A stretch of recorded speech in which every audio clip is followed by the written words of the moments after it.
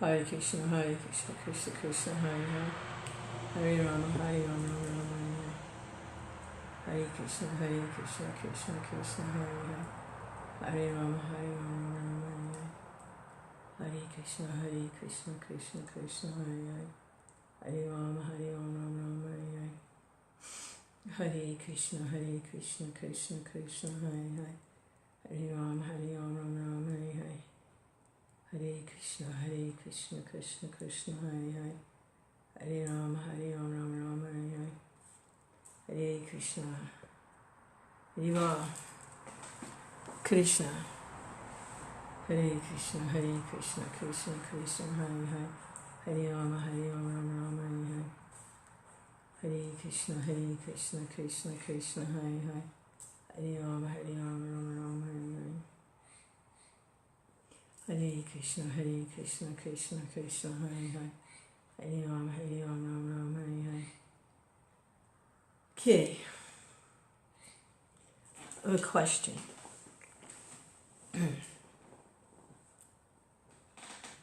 How many rounds do I have to chant before I can experience something wonderful? How many rounds? 100,000? 1,000,000? How many? How many names of God? How many? Hare Krishna, Krishna Krishna, Hare Hare. How many offerings do I make?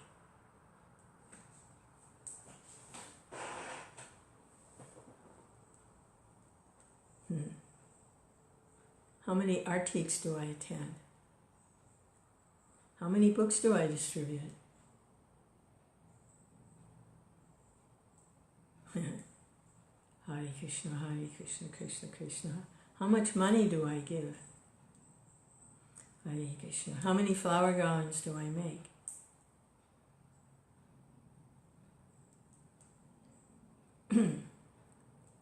Hare Krishna, Krishna Krishna, Hare Hare. Before there are tears in my eyes and my voice chokes up and I'm filled with love of God. How many? Hare Krishna, Krishna Krishna, Hare Hare. How many lifetimes? Hare Krishna. How many lifetimes do I take?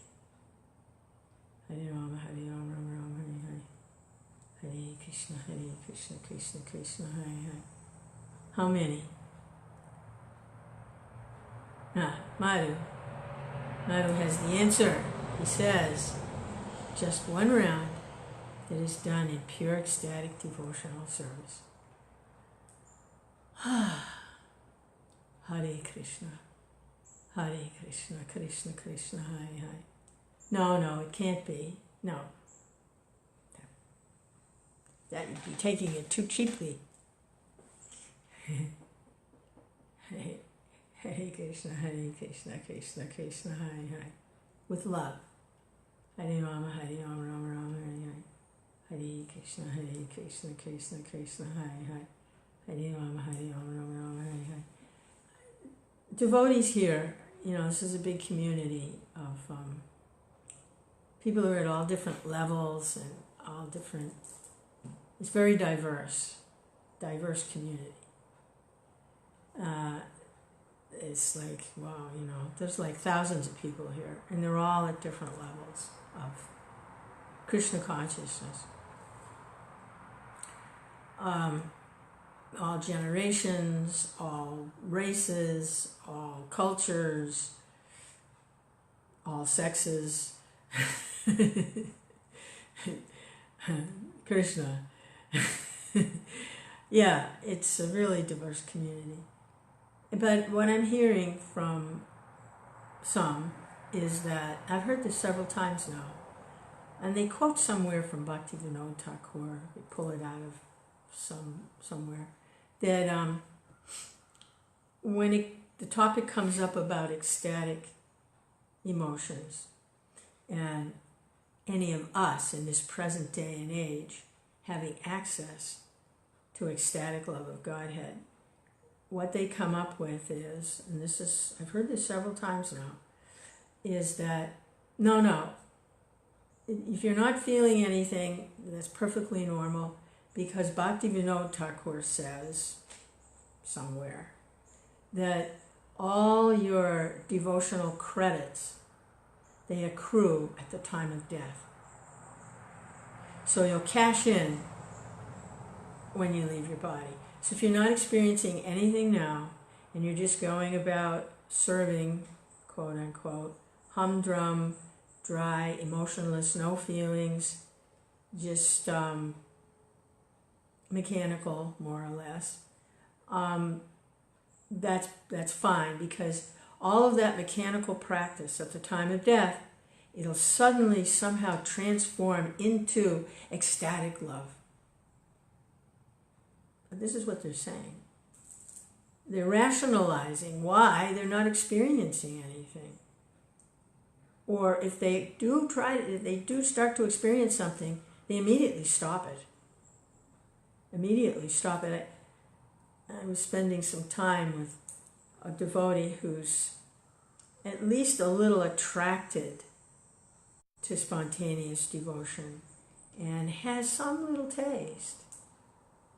And what I noticed was in their association sometimes, like we would be discussing something and I would get like a little special something from Krishna, something really sweet, a realization, or I would like enter into another reality, Krishna conscious reality, and Krishna was giving me a little something, and as soon as my voice would change, it would get a little deeper, and I could feel the energy within me, and I would try to say something, and they would stop me. They change the subject, or they'd leave the room. Hare Krishna, they'd block the spirit. They'd block it.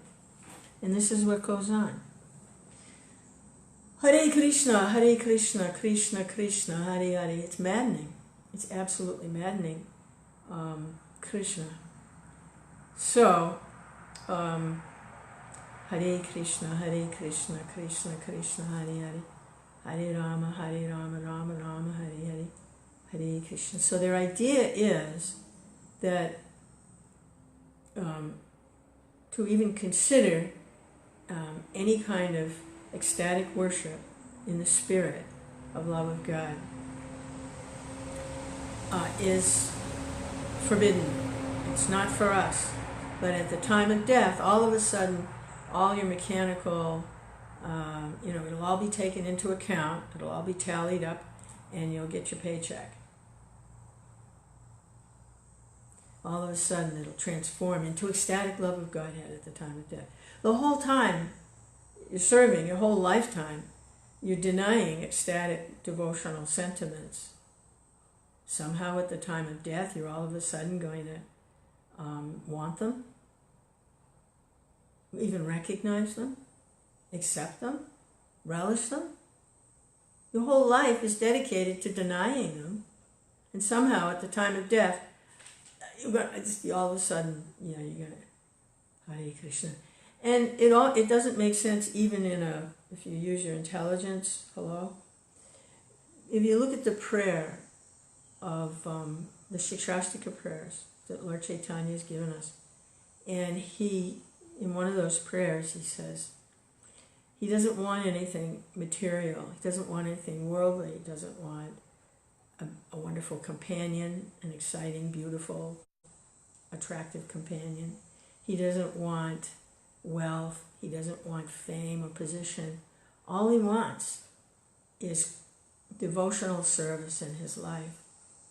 And then he says, lifetime after lifetime. So, when they're saying things like, well, at the time of death, it'll come at the time of death. Which death? Lifetime after lifetime. Which death? The millionth birth? Are you going to get your ecstatic love? Because Lord Chaitanya says, lifetime after lifetime. For an ecstatic devotee, they're not thinking in terms of when they die, they're going to get something. They're thinking of every lifetime that I get.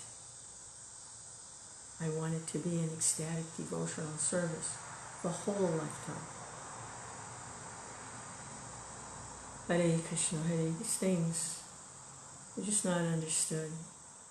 Hare Rama, Hare Rama, Rama Rama, Hare Hare. Hare Krishna, Hare. Like I was reading yesterday about Vedacharya. He saw that the world was devoid of ecstatic devotion. And so he prayed for the Lord to personally come and manifest ecstatic devotion, because that was the way to do it. Now, Advaitacharya, he could inaugurate the religion of the age. He could start the Sankirtan, because he is an incarnation of Krishna, as a devotee of Krishna. So he could start the Sankirtan, the yajna for the age. He knew he could do that. We were reading that yesterday. But he was praying for the personal appearance of the Lord to give the ecstatic devotion. Hare Krishna, Hare Krishna, Krishna Krishna, Hare Hare. And not just to perform the sacrifice. Yesterday we were at the temple, and they have kirtans, for hours and hours and hours. And some of the younger generation, their kirtans are a lot less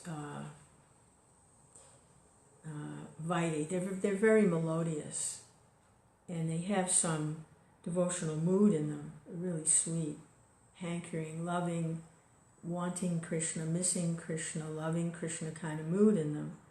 And they build. They start out kind of soft, and then toward the end it's like one voice, like screaming for Krishna. It's kind of nice, actually. Really nice. And they were sitting around in a circle. And it's not just the men that lead. The young ladies lead also, and they lead wonderful kirtans. Everybody, gets a chance that is inclined to serve like that. Hare Krishna, Hare Krishna, Krishna Krishna, Hare Hare. We were sitting all around. It was a circle. It wasn't necessarily like men on one side, women on the other. It was a circle. And the musicians, the drum players, and the kartal players, and the shakers, and the harmonium, they were sort of in the middle. And this kind of kirtan was going on. And it was reminiscent to me of the gathering of the sages at Naimisharanya. That they were performing this 1,000-year sacrifice of hearing and chanting about Krishna. Back then, 500 years ago, Lord Chaitanya appeared to introduce the mantra, chanting the mantra. Because 5,000 years ago, they could understand. They didn't have books. It was word of mouth. They could realize and perform the sacrifice by hearing Srimad Bhagavatam from Sukadev Goswami, and then later Sutta Goswami, like this. And then the Bhagavatam was spoken at different places and on different planets at different times after that. But in order to perform the yajna, the hearing and the chanting, Lord Chaitanya appeared 500 years ago to inaugurate this chanting of the Maha Mantra together, congregationally. And then I was remembering the sages in the, Dandakarana forest during the time of Lord Ramachandra. And they were gathered together, and their desire was to go to Krishna in the conjugal mood. They wanted to go to Vrindavan, ecstatic, loving relationship with the Lord as a lover, as a paramour. And they were granted that wish. So I was sitting there in the assembly, and these different spiritual dynamics, thinking of them. And And one of them was the cowherd boys sitting around Krishna taking lunch. See, this is the sages, this is the present day sages, with these kids sitting there in a circle chanting Hare Krishna. This is the Namasharanya of today, by Lord Chaitanya's mercy. And they were praying for Krishna's appearance, and it felt like he was appearing. And the whole scene transformed into like the cowherd boys and Krishna all in a circle, tasting prasadam, sharing prasadam.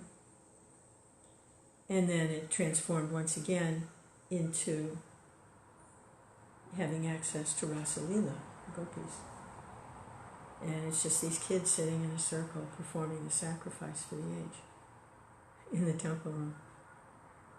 Yeah, it was really, it was awesome, you know. Hare Krishna, Krishna Krishna, all screaming like one voice. Hare Krishna, Hare Krishna, Hare. And this is Advaitacharya. He brought the Lord here by his loud calling. Hare Krishna, Krishna Krishna, Hare Hare. That's really sweet. To be able to enter into these spiritual dimensions, at least a little bit. Hare Krishna, Krishna Krishna, Hare Hare. Johan, hey Johan, hey Karuna, Hare Krishna. Yeah. Johan Bribo says, everything changed when a spiritual master have ecstasy, he can give it easy. Yeah. Hare Krishna, Krishna Krishna, Hare Hare. Hare Ram, Ram, Hare Hare. Hare Krishna, Krishna Krishna, Hare Hare. Yeah, it's like that. Yeah, it's not this so much. It's this. Yeah. Hare Krishna, Krishna Krishna, Hare Hare. You know, there's a very powerful spiritual master in our line, Gorkashordas Babaji. And he didn't have any disciples. He didn't have any big following. He didn't open any temples. He just had one disciple who he really didn't even want to accept.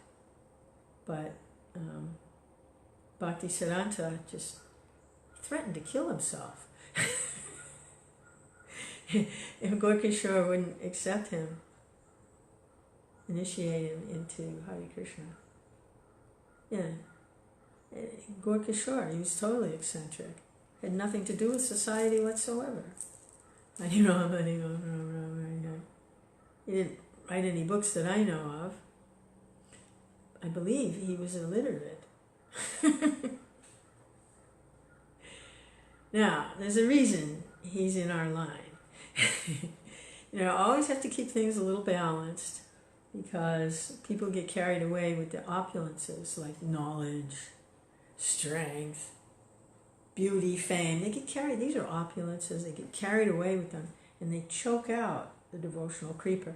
So we've got this precious gem in our line, Gorkashore. Now, he did have the opulence of renunciation, but it wasn't Shobana renunciation. He was actually renounced. Hare Krishna, Krishna Krishna, Hare Hare. Hare Rama, Ram, Hare Hare. Hare Krishna, Krishna Krishna, Hare Hare. Hey gosh. Yeah.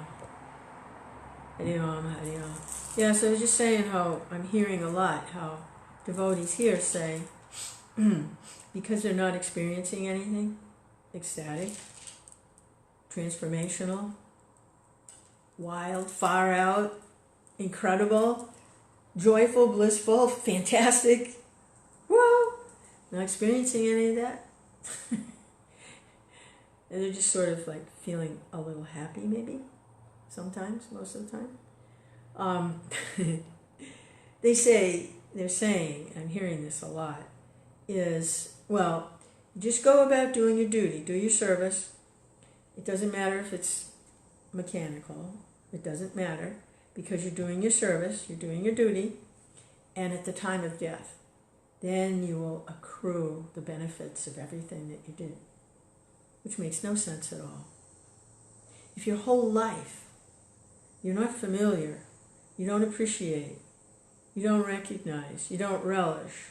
You don't value ecstatic love of Godhead. Then how on earth, at the time of death, all of a sudden, all your mechanical practices, all your denials of anyone who has any kind of ecstatic emotions,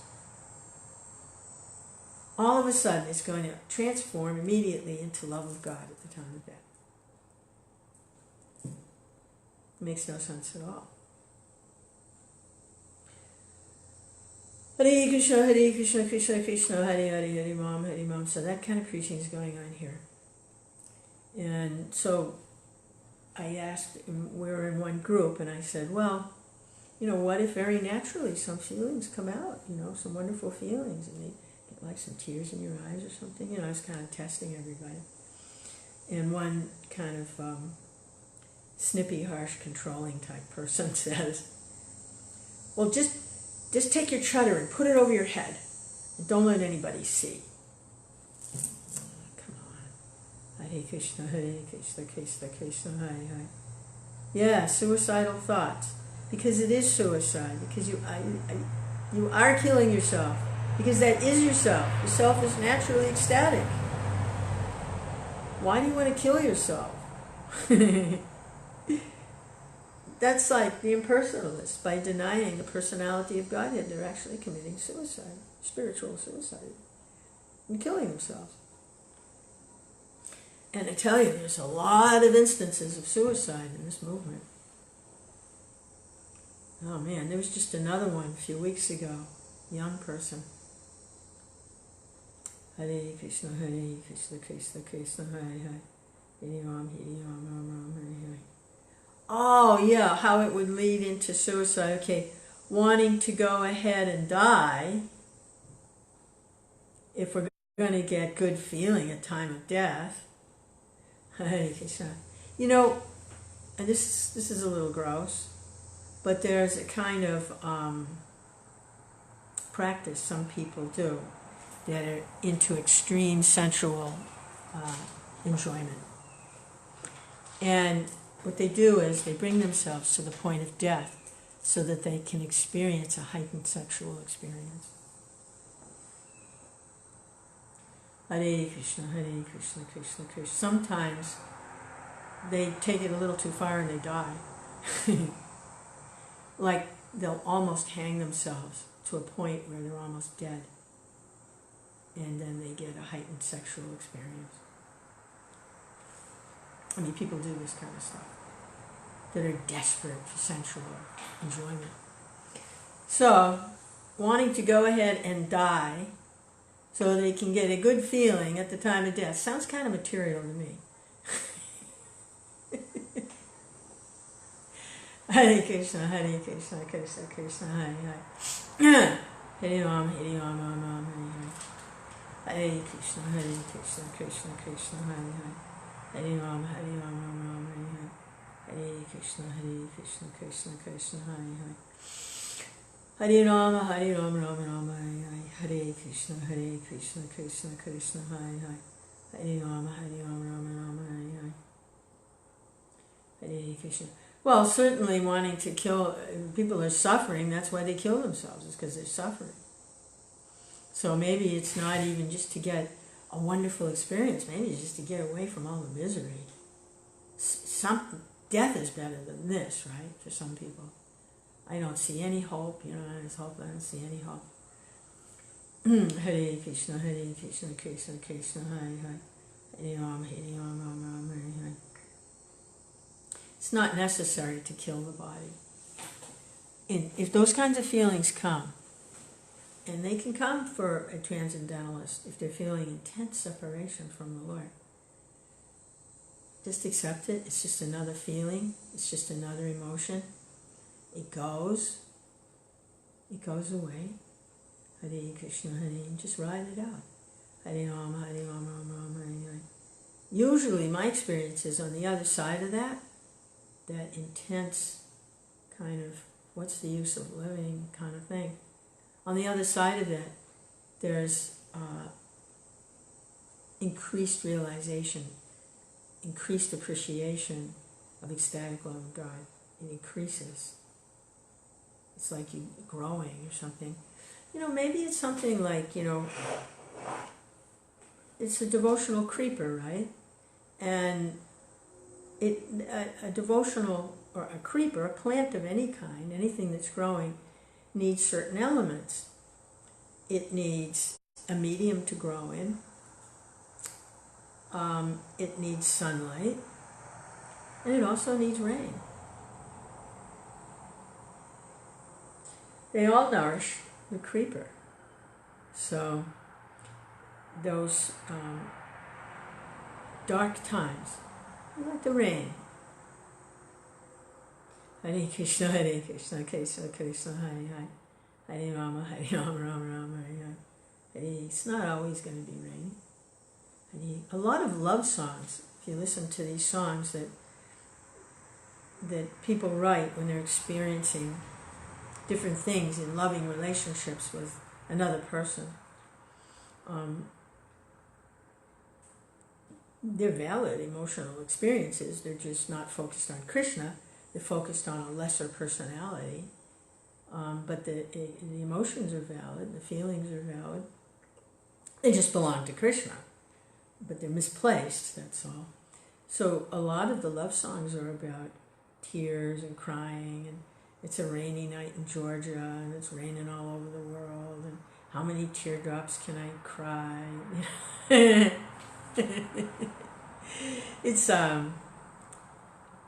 part of loving exchange, the rain, just like the sun and the rain. Hare Krishna, Krishna Krishna, Hare Hare. Hare Rama, Rama Rama, Hare Hare. Hare Krishna, Krishna Krishna, Hare Hare. It's not clear to me what the medium is that the plant, the devotional creeper, is growing out of. What comes to my mind immediately is desire. It's growing out of desire. Hare Krishna, Krishna Krishna, Hare Hare. Hare Rama, Rama Rama, Hare Hare. Hare Krishna, Krishna Krishna, Hare Hare. Hare Rama, Rama Rama, Hare Hare. It certainly can't grow without desire. If there's no desire for love, then the devotional creeper is not going to sprout. So someone who has this devotional love, they can plant the seed in someone else. They can plant that seed. They can kind of get things going for them. The person becomes attached to their spiritual master in a loving relationship, and the spiritual master knows how to help that person who's surrendering to them in love transfer that love to Krishna. They never give up their relationship with the spiritual master. He's a via media, but he doesn't block it. He doesn't keep it for himself. He knows how to be a vita media for Krishna. Hare Krishna, Hare Krishna. So he gets that devotional creeper growing. And then there's going to be sunshine, and there's going to be rain. There's going to be laughter, and there's going to be tears. But this is just the little devotional plant growing. And there's going to be flowers and fruits. Hare Krishna, Krishna Krishna, Hare Hare. And all of this is experienced. For someone who's just practicing and is thinking that, well, at the time of death, all of this is going to happen all of a sudden, like magic, They're hearing about it. They're not experiencing it. They can't talk about it from their personal experience. They can't share it because they don't have... You can't share an experience on an experiential level if you don't have the experience. You can talk about it because you heard somebody else who had the experience explain it. And if you accept them as an authority, you can kind of point to it on what page it's on. But if you don't have the experience yourself, you can't talk about it. Hare Krishna, Krishna Krishna, Hare Hare. Okay. I'm not sure. There's a comment here. It's in blue on my screen. And it doesn't say who's doing it. So, but somebody, Haribo, whoever you are, in our Sangha, is saying the best way to leave your body would be in your sleep, dreaming of Krishna, then waking up in the spiritual world. Hare Krishna, Krishna Krishna, Hare Hare. Hare Rama, Rama Rama, Hare Hare. Hare Krishna, Krishna Krishna, Hare Hare. Hare Rama, Rama Rama, Hare Hare. Hare Krishna, Krishna Krishna, Hare Hare. Who knows? Hare Krishna. Another good way would be in the middle of a kirtan. Hare Rama, Rama Rama, Hare Hare. Hare Krishna, Krishna Krishna, Hare Hare. Hare Rama, Rama Rama, Hare Hare. Hare Krishna, Krishna Krishna, Hare Hare. Hare Rama, Rama, Hare Hare. Hare Krishna, Krishna Krishna, Hare Hare. Hare Rama, Rama Rama, Hare Hare. Hey, Mother, Jai. Well, one thing's for sure, at some point we'll make our final offering in this body. We'll make our final offering. It's like we're all taking turns, Who's next? Okay, make your offering. Hare Krishna, Krishna Krishna, Hare. It's like, in the temple, devotees are practicing, right? And they stand in line to go up to Prabhupada. And one devotee is standing there with a bowl of flower petals. They've been doing this forever, right? They'll probably keep doing it for the next 10,000 years. And because Prabhupada started that, practice level, entry level. And so they all stand in line to take their little handful of flower petals and go up to Prabhupada, place the flower petals or throw the flower petals, whatever, and then offer their obeisances. So it's kind of like that, the older disciples, they're all making their final offering every day. 2 or 3 of them are, oh, so-and-so's gone. Oh, so-and-so left. Wow. So they've been making their final offering to Prabhupada. Hare Krishna, Hare Krishna. I'll probably be around a while because during those practices, I was always like the last one. I'd always wait till everybody else made their offering, and then I'd go up. If there was any flower petals left, I'd take a little thing and put it up. So everybody else will be gone. I'll still be hanging on.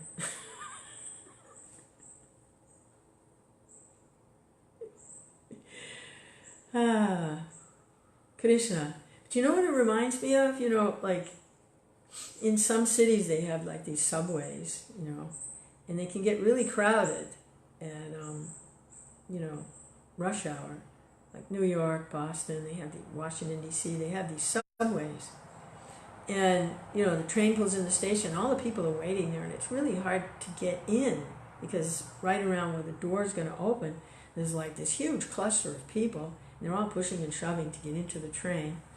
So what I would do is I'd just wait till the very end, till they all squished into the train, and then I'd just stand there. When the next train came, I'd be the first one.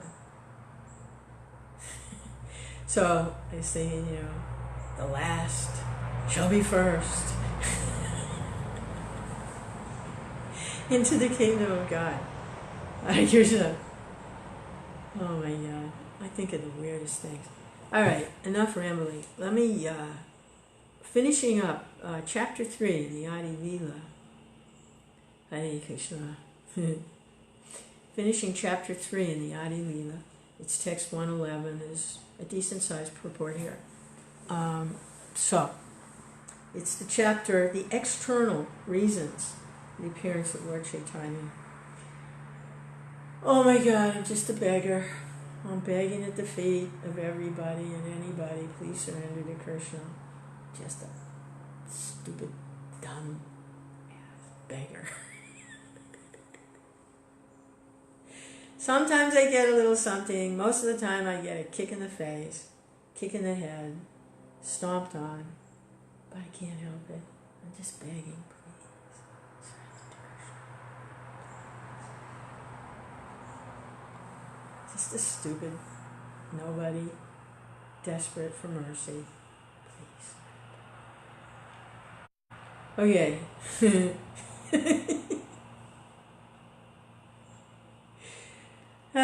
Totally misunderstood. And I can't really explain myself very well. Hare Krishna. Anyway, here it is. Text 111. Jai Jai Shri Chaitanya Jai Nityananda Jai Advaita Chandra Jai Gaur Bhaktivinoda. And offer my respectful obeisances to my spiritual masters and teachers. A.C. Bhaktivedanta Swami Prabhupada and my dear, dear friend, Srila Gaura Haridas. Oh my Lord, text 111, you always dwell in the vision and hearing of your pure devotees. You always live in their lotus-like hearts, which are purified by devotional service. Oh my Lord, you are glorified by exalted prayers. You show special favor to your devotees by manifesting yourself in the eternal forms in which they welcome you. So this is Lord Brahma speaking here. He's offering his prayers to Krishna right after he challenged him because he didn't recognize the Lord in his form as a little cowherd boy. And so he's been humbled and he's offering prayers to but he is getting darshan of this form of Krishna. The only way he could enter Vrindavan was by being offensive and then getting smashed.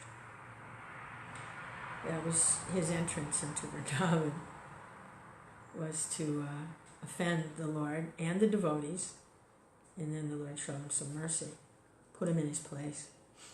But he did get the darshan of Krishna as a little cowherd boy. So I'm going to read that again.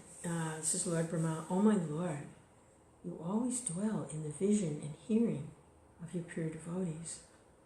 You always live in their lotus-like hearts, which are purified by devotional service. Oh my Lord, you are glorified by exalted prayers. You show special favor to your devotees by manifesting yourself in the eternal forms in which they welcome you. So later on, Lord Brahma prays to become a blade of grass in Vrindavan so that the devotees will step on him and he'll get the mercy of the dust of the lotus feet.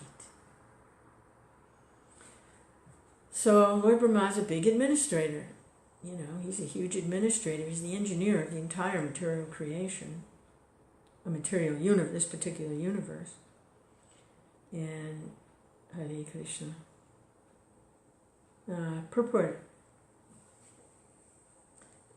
But he's also a great devotee of the Lord, and he's getting the mercy from Krishna. This text from Srimad Bhagavatam 3.9.11 is a prayer by Lord Brahma to the Supreme Personality of Godhead, Krishna, for his blessings in the work of creation. Knowledge of the Supreme Personality of Godhead can be understood from the descriptions of the Vedic scriptures. So here, Lord Brahma isn't praying to become a resident of Vrindavan. He's praying, acknowledging the all-powerful Supreme Personality of Godhead, and he's asking for blessings in his particular service in this particular lifetime that he has. So that's the demigods.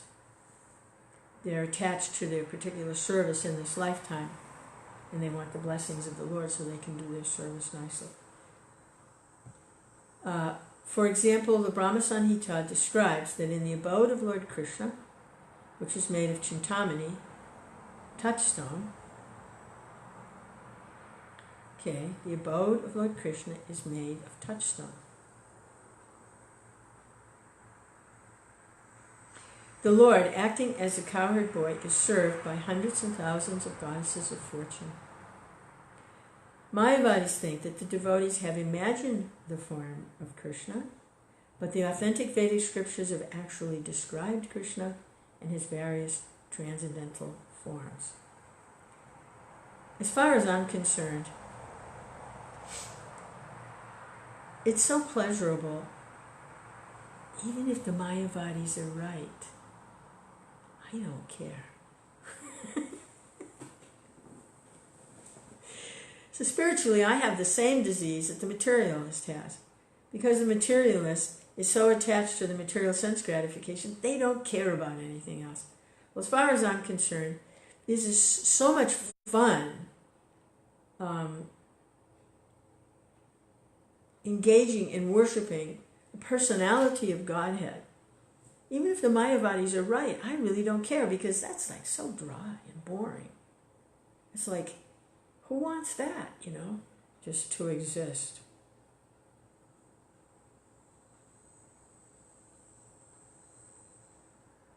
Come on. Wouldn't you rather have a little fun? Hare Krishna. That's karma free.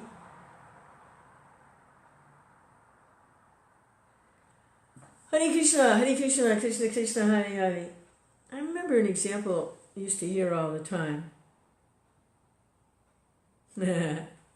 Must be Madhu again. What's wrong with you? Why are you so happy? Get that smile off your face. Get that smile off your face. You know what happened the other morning? Because I've been going to this Mongol Arctic, and I'll get back to the purport in a minute, but and sometimes I just can't help it, because it just comes out. I think about Krishna, and that's who everybody's chanting to, especially during japa. Everybody's chanting, and just I start to laugh a little bit, or I'll start to cry or something, and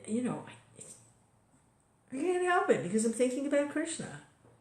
It's like Krishna, and these things happen. And I believe most of the other devotees who are chanting, they're trying to control their mind, not to think about this, not to think about that. And if you do that, then that's all you think about, is what you're not supposed to think about. And so you don't have access to laughing and crying and appreciating and relishing Krishna, because you're thinking about what you're not supposed to be thinking about, trying to control not to think about it. But the way to actually control not to think about what you're not supposed to think about is to think about Krishna and become happy and ecstatic and blissful and laugh and cry.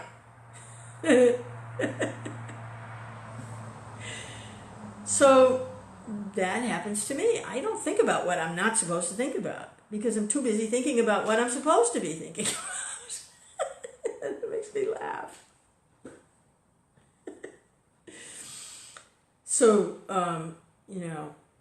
there's a little box of Kleenex behind the Vyasasana that's there because there's also a bowl of Charitamrita there. And when devotees come and they want to taste a little of the Charanamrita, which is the bath water of the Lord, sweetened and mixed with, sweetened, and I believe it's mixed with something, maybe yogurt, I don't know, but it's sweetened. And the hands get a little sticky, there's water there to wipe, so there's a little box of Kleenex to wipe your hands.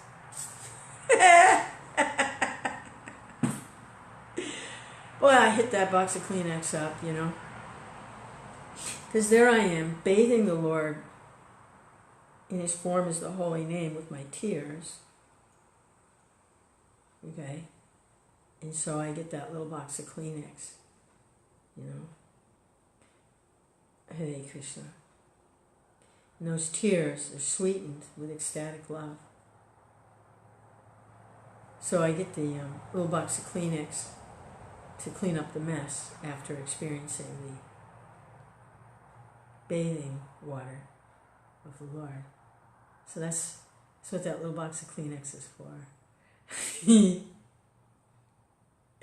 So I noticed the other day, there was another devotee using the box of Kleenex. And not for the Charanamrita. It's a lovely little lady, one of the young women. And she was actually getting some tears, chanting. And, she was looking at me and I was looking at her. And it was like, yeah, good for you, Hare Krishna. It's nice to see that. And she was, blowing her nose and rubbing her eye. Hare Krishna. It's nice. So, and I haven't been going lately because it's a little much, I gotta kind of back off a little bit. I haven't been going to the Mongol. I'll start going again, when,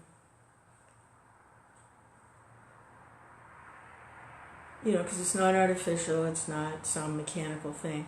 I'll go again when it's indicated to me that, as with Krishna, it's good for Krishna consciousness to go. Right now, I'm kind of taking a little break. But, okay, so back to the purport here. And the Mayavadis, and how what they're doing is not attractive. For a devotee, is not attractive to the Mayavad philosophy. You're not attracted. There's no enjoyment there. There's no pleasure. It's void. It's impersonal.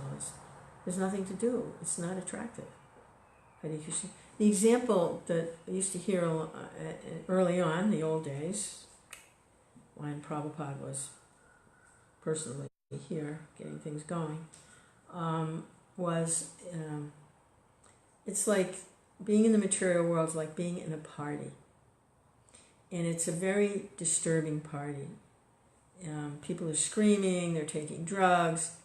It's not a lot of fun being in that party. It's kind of a dangerous place. People are, sometimes, you go into these nightclubs and people are intoxicated. If it's a kind of low-class nightclub, like a bar, they'll start hitting each other head over the head with chairs. Somebody will even pull a knife, because they get intoxicated. So, you might be in one of these kind of parties where it started out sort of okay, but as the intoxication level increased, because it's material intoxication, it's getting out of hand, You might have to call the police, It's one of those parties, Ooh, somebody's going to get hurt in here. And so if you find the door, and you can get out of there, and you're out in the hallway, you sigh, a breath of relief. That's like being liberated. You were liberated from the party. You're out in the hallway, okay? And you're free from that situation. But there's nothing to do in the hallway. You want to just stay in the hallway forever? There's nothing to do there. It's just a hallway. It's kind of boring. You're in the hallway. You're free from the miserable situation, the dangerous party. You're free from that, but you're just going to stay in the hallway? That's like the Mayavad thing. But down the hallway, there's another door, and there's a party going on there that's really nice. People are singing and dancing and having a good time with Krishna. So just get down that hallway, find that other door. Gotta find the door. See, the door is the spiritual master. He opens the door. It's always through a door, right? You're in the bad party. How do you get out? Well, if worst comes to worst, you could try to jump out a window, but usually you'll find the door, okay? So there's a spiritual master for that, to get out of the miserable situation. Spiritual master is the door, okay? But to get into the ecstatic party, the wonderful party, there's also a door. There's also a spiritual master. So you have to find that door.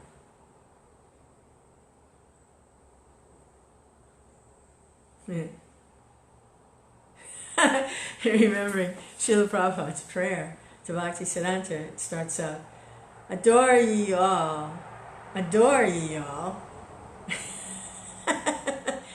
adore ye all. Of course, it's just a play on words because he's using that word adore, which means to love and appreciate, glorify, adore. But you could look at it another way, just for the sake of playing with words. Adore ye all. Hare Krishna, Hare Krishna. Anyway, okay, so Mayavad thing. Mayavadis think that the devotees have imagined the form of Krishna, but the authentic scriptures have actually described Krishna in his various transcendental forms. Okay, I mean, it's not imaginary, it's actually the authentic Vedic scriptures by the realized souls, it's all there. But, Prabhupada, I wish I could find it somewhere, but someone told me way back early when that Prabhupada said, even if this isn't true about Krishna, even if it isn't true, isn't this a nice way to live? Isn't this a wonderful way to live? Even if it isn't true.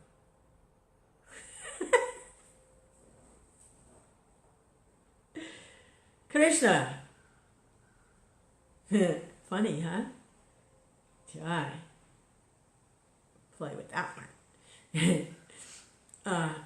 Okay, the word Shruta or Shrutekshitapata refers to the Vedas, and Ikshita indicates that the way to understand the Supreme Personality of Godhead is by proper study of the Vedic scriptures. So, proper study. Proper study means under the guidance of the bona fide spiritual master who is absorbed in ecstatic mellows of love of Godhead. That's the proper way to study the Vedic scriptures. One cannot imagine something about God. So, Govind is tried to call, but have to go online. Okay. Okay. One cannot imagine something about God or his form. Such imagination is not accepted by those who are serious about enlightenment. Okay. Yeah, if somebody's serious about enlightenment, they're not interested in imagination. Hare Krishna. Here Brahma says that one can know Krishna through the path of properly understanding the Vedic text. If by studying the form, name, qualities, pastimes, and paraphernalia of the Supreme Godhead one is attracted to the Lord, he can execute devotional service, and the form of the Lord will be impressed in his heart and remain transcendentally situated there. Okay, so the principle is attraction. Is if by studying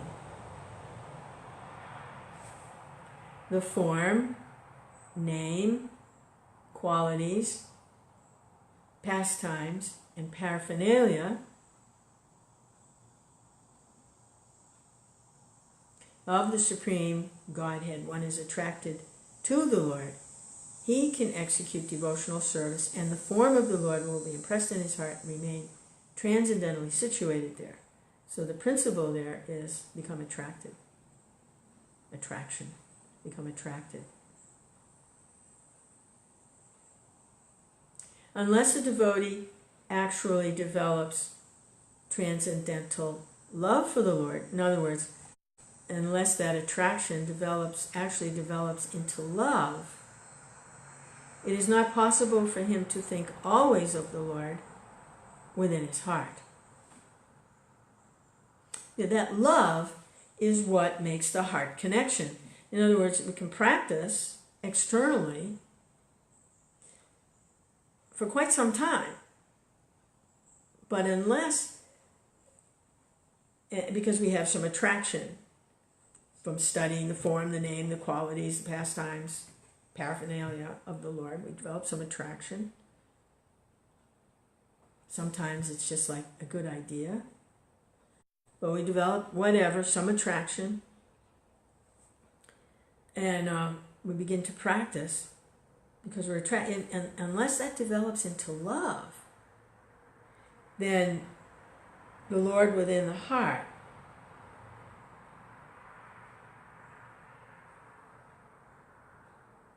it's not possible to reach the eternal devotional service platform of eternality.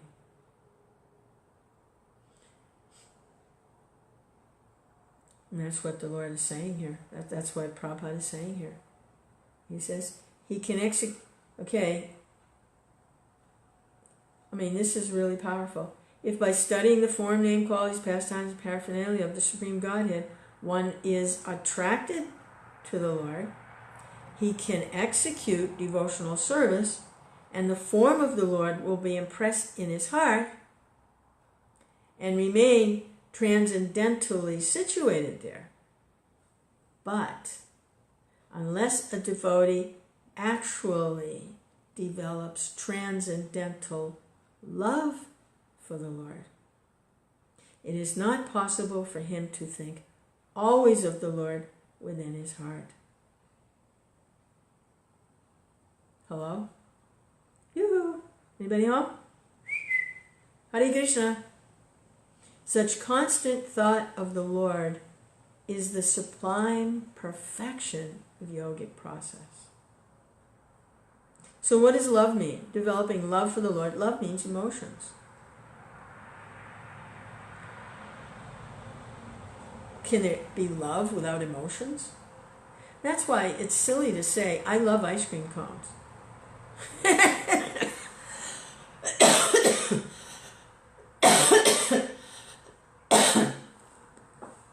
I love my car.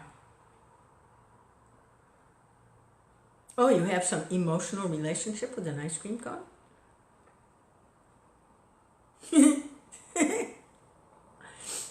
Come on. No. Because love means reciprocation.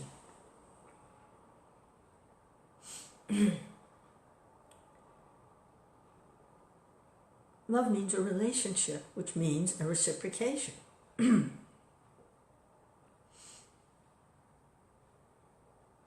Hare Krishna. So a loving relationship with Krishna means Krishna is reciprocating with that devotee.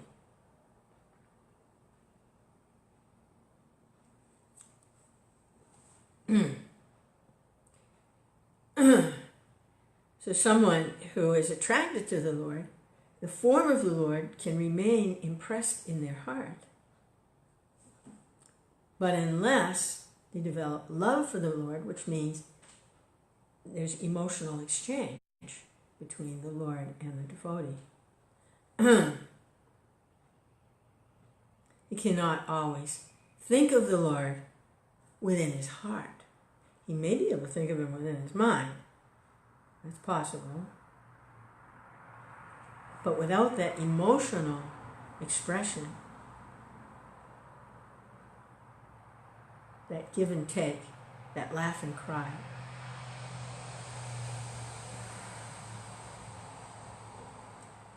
such constant thought of the Lord is the sublime perfection of the yoga process.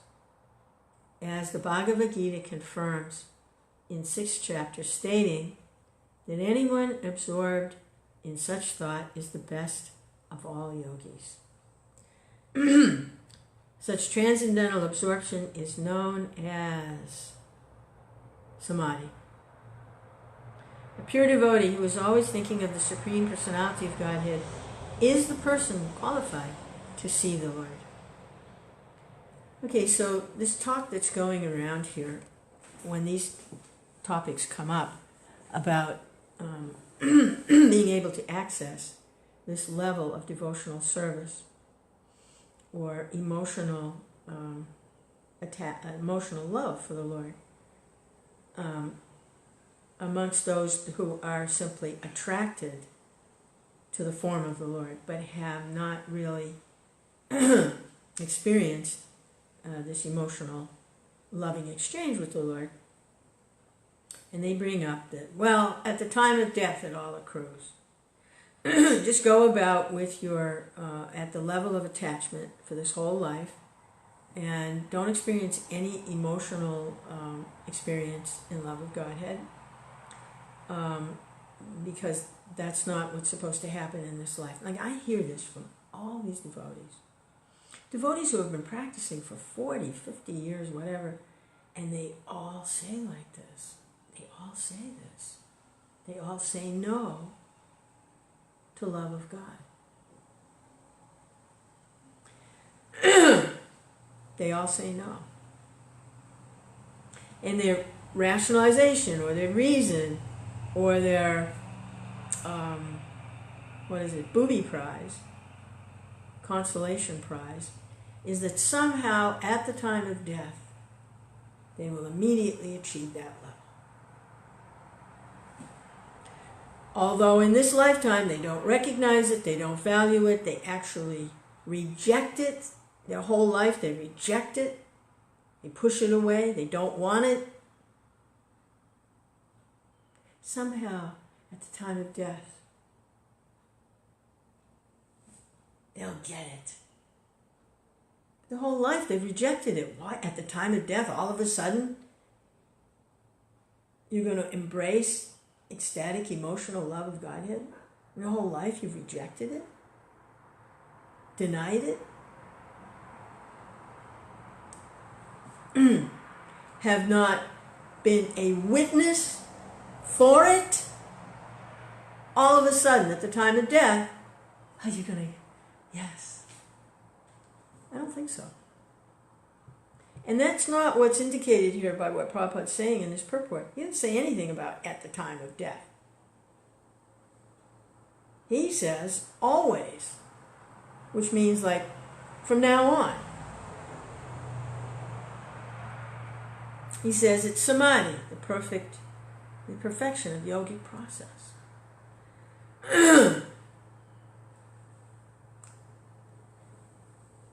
And there's a little more to this purport.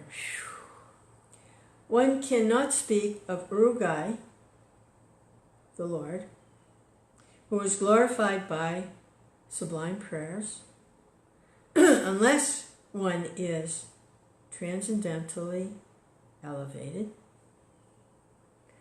The Lord has innumerable forms, as the Brahma Samhita confirms, Advaitam Achyutam Anadim Anantarupam.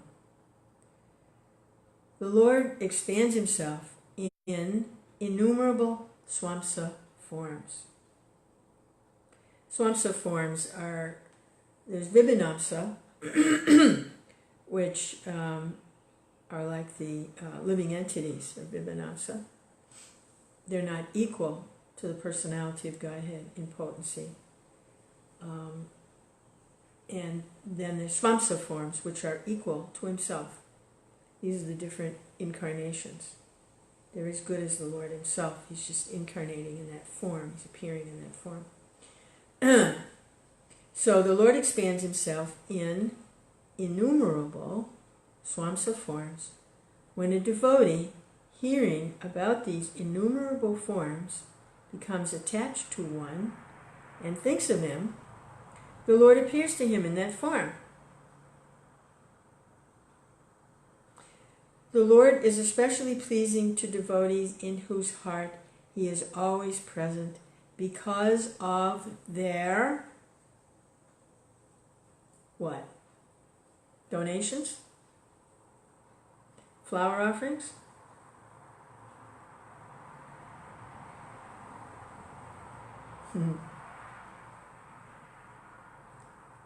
Because of their highly elevated transcendental love.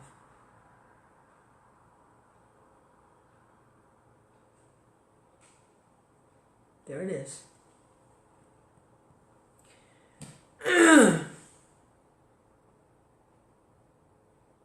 Yeah.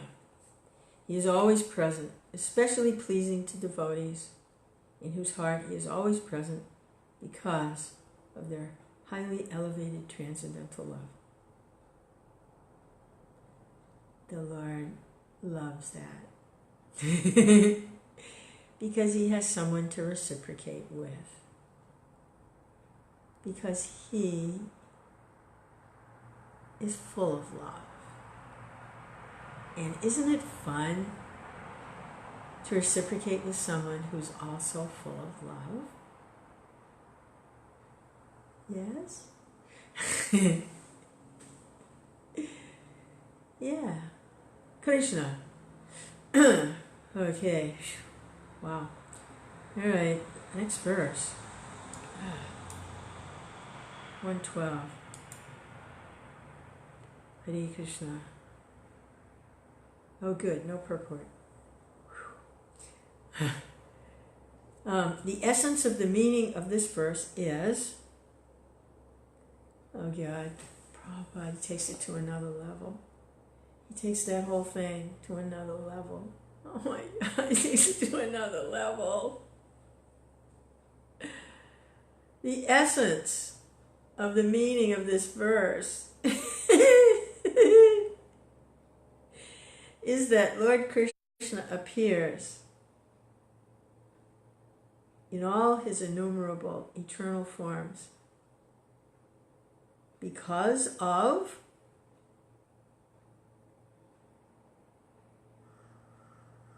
donations, big temples, austerities?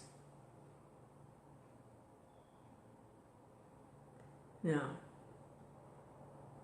Simply because of the desires of his pure devotees. I mean, look at Prabhupada, It's Prabhupada's desire. All these temples have come about, the books, and Krishna's manifest now in his holy name. People are chanting all over, everywhere. It's Prabhupada's desire. Krishna appears. Prabhupada goes somewhere, and there's a deity of Krishna.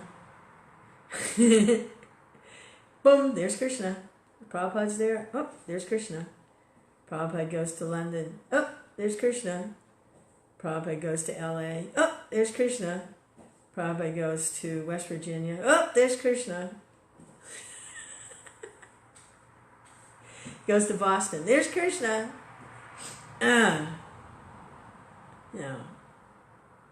Goes to Vrindavan. There's Krishna. Goes to Mayapur. There's Krishna. Because of the desire of the pure devotee. Okay. Pleasant dreams. Krishna. Dream about Krishna, Mother. Hare Krishna. Dream about Krishna. Krishna, Krishna. Yeah. His innumerable forms because of the desires of his pure devotees. Okay.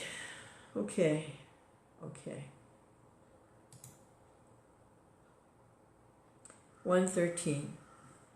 This is Krishnadas coverage. Thus I have surely determined the meaning of the fourth verse.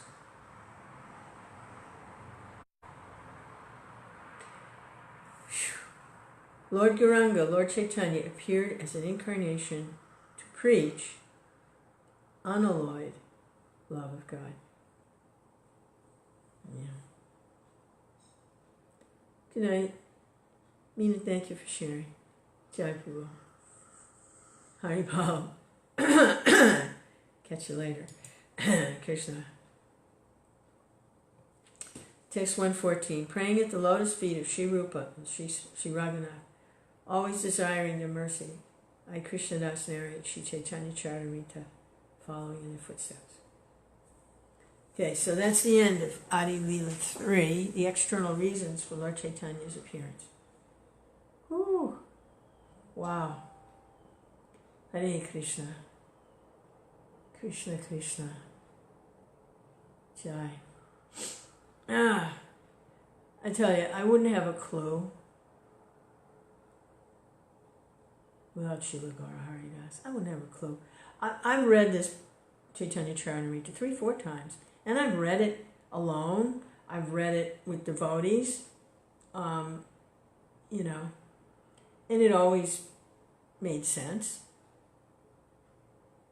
it always made sense. I always accepted what was being said. I never rejected, because I was on that level of being attracted. I was attracted to what I heard. But since hearing from my dear, dear friend and spiritual guide, Srila Gaura Haridas, I can now experience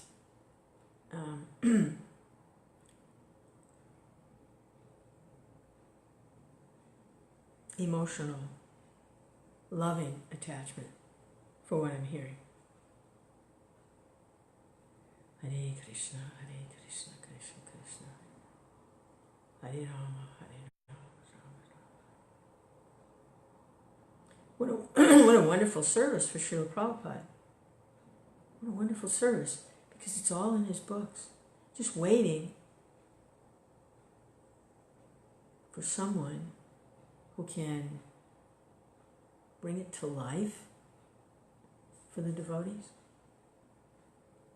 so they can realize on the platform of love of Godhead what's being said, not just being simply attracted to what's being said, but actually experience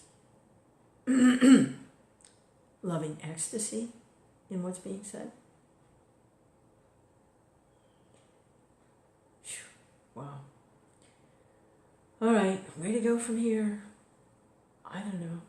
I'm just going moment to moment, because that's the way my life is now, boy. It's moment to moment. Some people go, day by day. I'm going moment by moment. Hare Krishna. So, Haribol.